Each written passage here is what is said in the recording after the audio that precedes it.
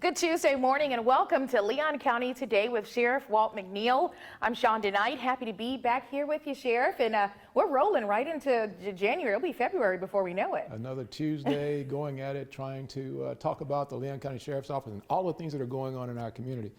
These are exciting times. January, we're putting that 2020 behind us. Yes. All those problems and issues from 2020, we want to leave them where they are. We do indeed. And we're excited about today's program as well. Absolutely. And, you know, we talked a little bit about this last week with 2021. We really dubbed that for LCSO as our year of action. And one of your big focuses is officer wellness. Why was that something really important for you to focus on?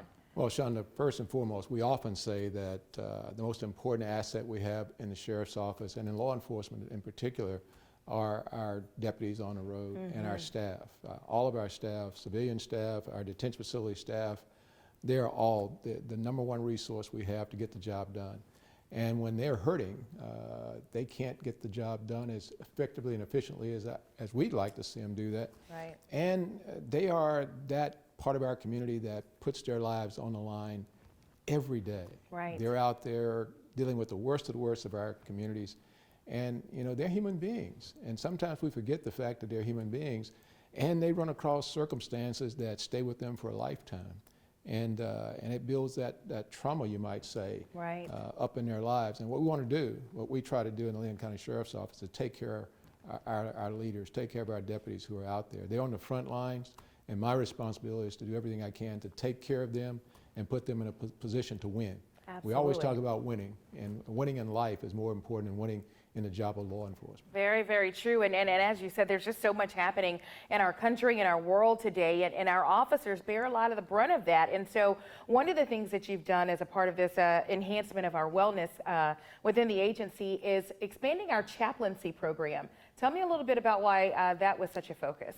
Well, first of all, it's just, I sometimes call myself a minister of law enforcement. And in that respect, we need people who minister to our officers, our deputies, not so much from a religious perspective, but just holistically look at individuals and meeting them where they are, meeting their need. And that was a huge problem we had in law enforcement in particular. One of the facts is, Shonda, I think you know that we have probably the highest suicide rate of any profession out there. And I think there were some close to, in 2020, close to about 200 officers, deputies who lost their lives to suicide. In addition to that, there's so much trauma that takes place in families that don't result in death, but results in families being broken. And we also lead professions in terms of divorces. Right. And that's why it's so important that we have a wellness initiative that seeks to address those needs that our employees have at the moment of need, not 2 or 3 years later, but right there and engaged. And that's what the chaplaincy program does for us, is to have those chaplains out in our community working and being there side by side with our deputies when they need them. Right. When there's a shooting that takes place, I am so happy our chaplain program, Strickland and his staff, they come and they're there to engage with our officers and our deputies and deal with those problems. I say officers and deputies because people don't realize we have officers in our correction facility and deputies on the road. Right. And we want the chaplaincy program to be engaged with both of those and our civilian employees as well. Yeah, and we're going to delve a little bit deeper in that today. We've got one of our wonderful chaplains here with us today to talk about what those efforts look like and some of the things that our deputies and our officers are dealing with. And so we're going to get into that coming up right after this commercial break, Sheriff. So we want everybody to stick around to hear more about our chaplaincy program. But first, let's send it over to Deputy McMillan with our Crime Tip Tuesday. Hello everyone, this is Deputy Shade McMillan, Public Information Officer for your Leon County Sheriff's Office, and here's today's Crime Tip Tuesday. Tips for keeping your smartphone safe. Smartphone thefts happen all the time, some from a vehicle and some from your shopping cart. Here are some tips to keep thieves from taking your smartphone.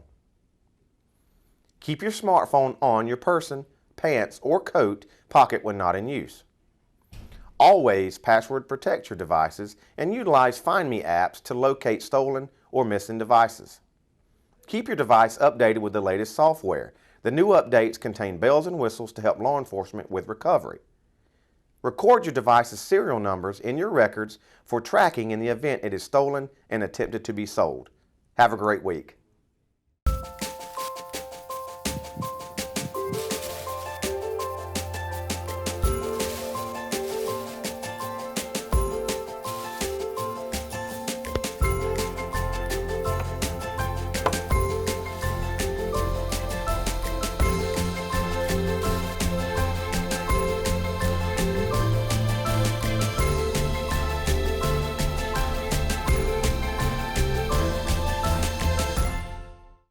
A birthday without her mom, an anniversary without her husband, her wedding day without her dad. These are the days when military families miss the ones they've lost most of all. Families never forget, and neither do we. We are TAPS, the Tragedy Assistance Program for Survivors, providing resources, support, and comfort to the families of our fallen military heroes, all at no cost to them. Show them your support at TAPS.org. Do you know what to do if you're stuck on the railroad crossing? Get out of your vehicle. If a train is not approaching, find the blue and white emergency notification system sign on the traffic signs at the crossing. For help, call the number on the sign and give them the crossing number so they know your location and can alert train traffic. Remember, find the blue and white to save your life. I'm joined now by LCSO Chaplain Father Gene Strickland. Father Strickland, tell us about your journey into the chaplaincy. That journey began about 43 years ago when I'd come out of the Army and went to work for the Sheriff's Office as a deputy sheriff. It's not a thing I ever saw myself doing as a chaplain. I thought I'd spend my entire career in the Sheriff's Office. During that time, like every other deputy out there, we experienced a lot of traumatic events, went through a lot of stressful situations. And within that culture, you didn't talk about what you dealt with. All you did was you stuffed it and you medicated it. Yeah. And did that year after year. And you can only have so much capacity to stuff this stuff, and eventually it's going to come out. And when it does, it's generally going to be angry and ugly, and you're going to hurt those generally closest to you, particularly your families. I saw it destroy a lot of families while I was there, and from there started going into other agencies. Yeah. Was called to the ordained ministry about 20 years later, and that's what I've been doing for the last 20 years. But in that time, I've ended up, through the experience I've had this privilege really to serve a lot of first responders and their families. A lot of marriage breakups, things like that, in the different churches I served. And about 3 years ago, kept sensing a call to come back to Tallahassee and serve the people here. Go back to the place I started and serve the people of the Leon County Sheriff's Office. And that's when you and I sat down and we started talking about this, and you explained to me your plan for wellness and wholeness in every aspect of life, and you opened the door to make it possible for us to come as volunteer chaplains, because one of the things that we found was there was nobody we trusted. And if we were employees, people wouldn't trust us. Yeah. So we had to be volunteers. Yeah, trust is absolutely the first step in any kind of healing process. Chaplain Strickland, you talked about your journey and involvement you have, and I know you know how much the wellness initiative in our sheriff's office means to me. Talk to us about how those services, how you've been helpful in getting those services to the deputies. One of the things we've been doing since we started is, and you told us this at the onset, the first thing we've got to do is build those relationships. And that's been the focus, build the relationships, establish the trust, and then whenever a need arises, we're the first ones they come to. They start talking to us about it. What we do is we try to help them through whatever their need may be. If they need to be counseled, if they need coaching, if they need marital help, if it's substance issues, whatever it is, we're there to help provide that and walk with them through it. If we don't have the resources, we help to find the resources for them. But to make sure that they don't have to be out there by themselves, and there's somebody that's going to be there and just to walk with them, not going to judge them, condemn them, but to be there to help them. Yeah, I recall the night that we had one of our shootings, and I responded to the scene. I got there, and you were there as well. What are some of the common everyday types of counseling sessions that you have with our deputies and with our correction staff? Well, the issues we deal with today are the same ones that have been dealt with for decades, and you mentioned them earlier. the post-traumatic issues, the things they've dealt with, the marriage, substance abuse, even depression, which leads to suicide. But a lot of folks, not just the things they deal with at work, but everything that's going on in the world affects them. And many of them, what a session looks like is a safe place for them to come and just vent and dump it all out on the table. And then let's start sorting through it and see what is the most important thing we can start with, because often we set ourselves up to fail.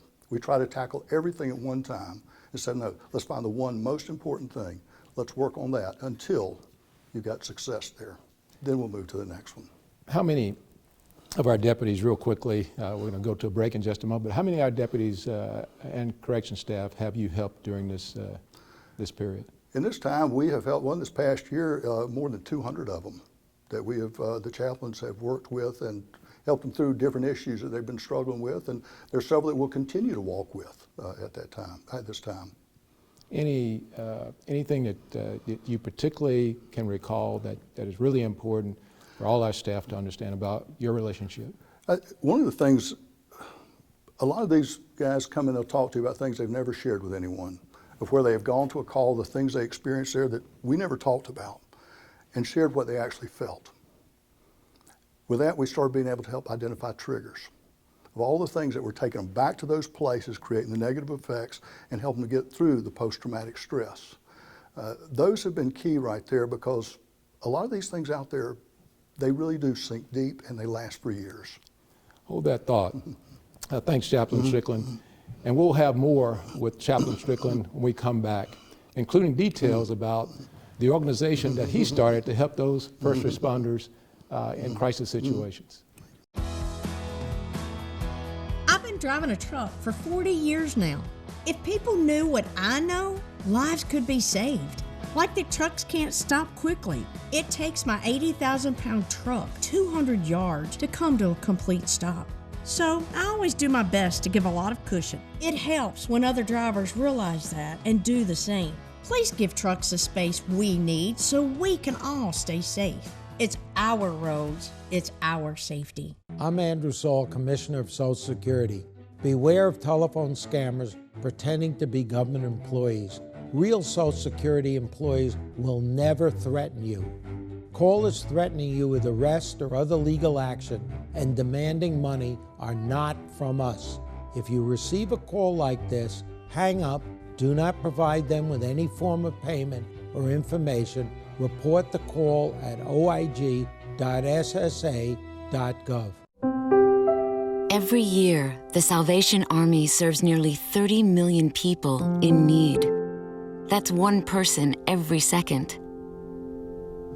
So by the time you've finished watching this, 30 more lives will have been changed for good. All thanks to your donations. Thank you. Give today. Why? Why do we ignore the things that give us pause, that seem out of place, that don't feel right? The answer to why defines who we are. So if you see something, why do you say something? I see safe for my friends. For my community. For my family. For each other. Because all of this matters. We all have something worth protecting. So why do you see safe? Report suspicious activity to local authorities. If you see something, say something. We're back with LCSO Chaplain Father Gene Strickland. Chaplain, you started something called the First Responders Initiative. Yes. What is that all about? We started the First Responders Initiative to help make people aware of everything that law enforcement goes through every day. That here, somebody's worst day is there every day. And there's a high cost for that. And they needed help. And that was what it for. It became the funding source where we could receive funds to be able to go out and do this, because we're not employed by anyone. Everybody that participates in this is volunteers. They have a background in law enforcement or connection to it. And we go out and we seek to meet the need. And that meets, when we talk about first responders, we're talking about firefighters. We've ministered to many firefighters, particularly when we had the deputy who was shot in 2014. PTSD has deep roots, and it continues to have its effect on a lot of people. And because I had a connection with several of them there, they were comfortable with me. And we were able to do a lot of ministry work there and help some people through some difficult times. Same thing with the police department. Even though they have chaplains on staff, you initiated that program there, a lot of them didn't feel comfortable there. So what they do is if they don't feel comfortable, they come to see me. Okay. But we make ourselves available, highway patrol, whoever needs it, we don't turn anybody down. If they call, family members call, we're there for them. That's fantastic. Now I know you love doing this and you do it out of the goodness of your heart, but it costs something to do that. So how do you fund yourself? A lot of it comes in through donations through the First Responders Initiative, and then there are interested individuals in the community that have said, we want to be a part of that. We want to help support it. And a lot of them have asked, why aren't there some pictures or anything on there? I said, well, if you were going to see your parish priest or your pastor, would you want a picture of that for everybody to take a look at, sit on a website? And they said, well, no. I said, what we do is confidential. When they see us, it's confidential. We're not going to expose them to anything. We're not going to embarrass them. We're not going to embarrass their families. What we go out and do, it's a quiet ministry where we walk alongside them and help them through whatever they're dealing with. And like I said, it's not something that a lot of people want to expose themselves to because they want to see pictures and all this. This is relationship work. And a lot of healing takes place, and it takes a while. Wow. Thank you for what you're doing, Chaplain. I can't tell you how much we appreciate that. But I always talk about, in the ministry that I have for law enforcement, it's very rewarding to me from a personal perspective. How about yourself? Is this rewarding for you? Honestly, it is really the most rewarding ministry I have done. I'm getting to see of all the years of things that I messed up, all the mistakes I made are being used to help others. That they don't have to walk through the same things that I walked through and did them the same way. They can do them differently. There's somebody there to walk with them, to be invited into their families, to do weddings, to do funerals, to do the things, just to be a part of things. And them even giving a call when they haven't seen you in a couple of days, to find out, are you okay? Yeah. And stopping by your house, just wanted to check, hadn't seen you. You know, it says it's working. It's doing what it's supposed to do. We're building the relationships. And it's one of those things, when you love the people you serve, you're not working. Yeah, that's absolutely true. How can the viewers out there learn more about first responders? Go to the website, it's firstrespondersinitiative.org. And that's got some basic information on there. It also has my contact information. I'm happy to meet with anybody that's interested in it and to sit down and just share with them. Well, Gene, thank you so very much for coming on our show today, and I love the job you're doing with the first responders. Thank you. That initiative is making tremendous inroads in the sheriff's office. I can tell you that many deputies have contacted me and said they really appreciate what you do, and I want you to know from the depths of my heart, I appreciate it as well. Well, thank you. If you hadn't opened the door, this would have not started, because in 175-year history of the sheriff's office, it has never had this. There's never been a group of chaplains that did nothing but support the members and their families. Well, thank you, Chaplain. Just ahead, from community relations to road patrol, an LCSO lieutenant talks about her new role and balancing family. Stay tuned. Before you throw away those unused medicines, those pills for your back pain or migraines, just think for a minute. When you throw them in the trash, they can become lethal in the wrong hands. There are better ways to dispose of your unused meds. there are lots of police stations, local pharmacies, and hospitals that are approved to take in unused meds and dispose of them safely, so they don't end up in the wrong hands, our hands. To find a medicine disposal site near you, visit www.safe.pharmacy. Here's to the things that can keep us safe. Those we use all the time with hardly a thought. Those that are silently standing by to save our lives. And now, those that we carry with us everywhere we go. Many mobile devices will now bring you wireless emergency alerts, real-time information directly from local sources you know and trust. With the unique sound and vibration, you'll be in the know wherever you are.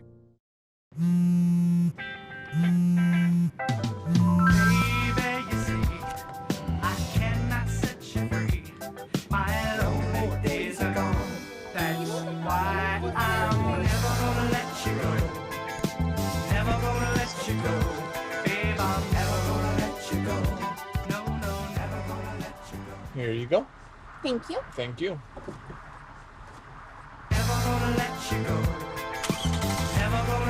I have been with the agency actually on the 16th of this month, actually will be 20 years. I started off as part-time, then became full-time as an evidence tech in our crime scene unit. From there became full-time, did the reserves for 6 months, and then came on full-time as a deputy, worked uniform patrol. From there went to school resource. From school resource became a property crimes detective, then a violent crimes detective, and then promoted to sergeant. From there I went to the Bravo Bravo unit as a sergeant, and then to community relations, where I was at for a little over 3 years before becoming promoted to lieutenant, and now back to Bravo Bravo. Actually started as a deputy on Bravo Bravo, Sergeant Bravo Bravo, now Lieutenant Bravo Bravo. I love working with the guys and my sergeants. It's a little different transition, whereas when I was in community relations as a sergeant, I only had 2 deputies, the PIO and myself in the unit basically. And I went from that to now as lieutenant, I've got 4 sergeants and 17 deputies. So it's a little different. And just working night shift is quite different. It's been a difficult transition on my body and home life. I have a 2-year-old, so that makes it a little difficult at times. But I have a great support system. I have a 15-year-old son, great mom. My boyfriend and his mom and sister are awesome. Everyone pitches in to help when needed. I actually started this career, my son was a year old when I went to the academy. This is a male-dominated career. Most people, when you see or you think of law enforcement, majority of the time you're thinking of a male, you're thinking of a man. As a female, I know we bring a different perspective. A lot of times when we're out dealing with suspects or individuals, whatever it may be, I think it's different when it's a man talking. I think a female most times can get on scene and kind of calm things down a little bit more. A lot of people don't really look at it that way, but I know there's been several situations where I get on scene and am able to de-escalate the situation. So I am the first Hispanic female deputy with the agency, and then from there, obviously, every position I've been in, I've been the first Hispanic female, and then in leadership role, I'm the first Hispanic, period.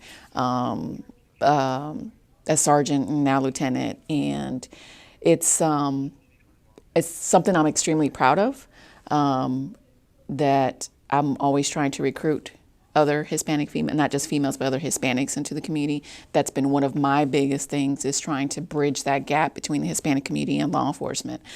So while in the unit, I was able to, in 2017, we hosted the very first Hispanic Resource Festival, where during the Hispanic Heritage Month, we had entertainment, things for the kids, and probably around 30 community partners that came out and helped, and it was a huge success being able to deal with the community and provide those services to them, let them know what's available to them, and just building that relationship.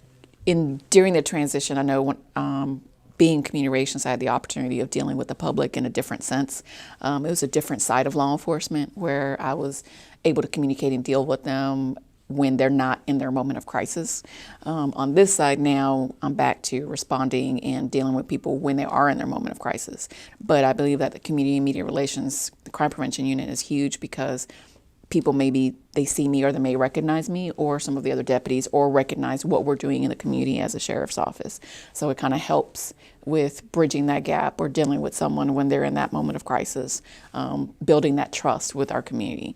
So I think that's been the biggest transition of, worked on one side of law enforcement for the past 3 years, and now I'm back to working on a different side of law enforcement. So that's been different in the sense of I miss, dealing with people when they're not in their moment of crisis, or dealing with our Citizens Academy, our Citizens Academy Alumni Association. I do miss that a lot, having that interaction with the community in that sense. But I love what I'm doing now too.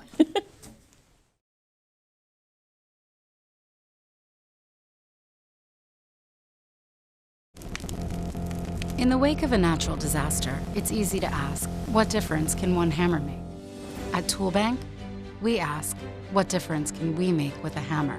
We lend hundreds of tools to help communities respond and recover after natural disasters.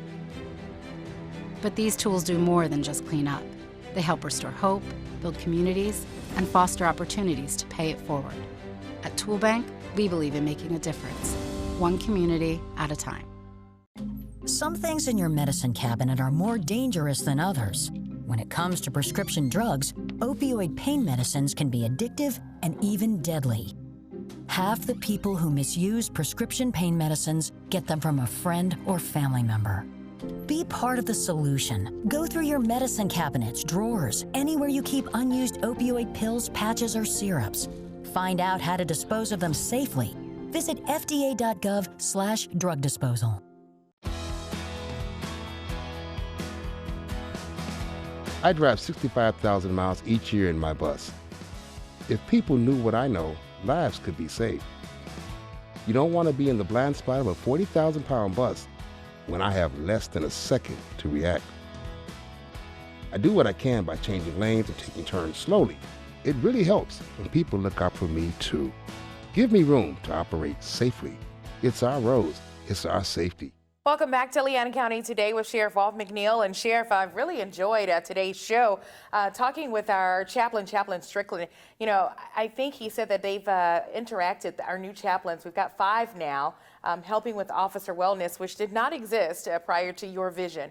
But he talked about touching almost a third of our agency. The chaplains have had encounters with. That's significant. Well, they've done a tremendously great service to our citizens here in Leon County by ministering to our deputies and taking care of our deputies in those circumstances. And I can't commend them enough. In fact, without their help, no one could have envisioned COVID-19, no one could envision the number of protest marches. And believe it or not, those things have an impact on our deputies. They do indeed. And having our chaplaincy program so engaged and so available makes a huge difference. Yeah, it's great to have someone to talk to. And we can't go today without talking about, we're in a very busy season here in the capital of Florida here. It's legislative season. It is legislative season, and we are ready and engaged to talk to our legislators. There are a number of bills that are coming out. Some of that we will be against, some of it for. And want our citizens to know that the Sheriff's Office is engaged to make sure that we our representatives know exactly what our needs are here in Leon County. All right, wonderful. Thank you so much, Sheriff. Always a pleasure. And we want to thank you all for tuning in for another episode of Leon County Today. We'll see you back here next Tuesday. Have a great day.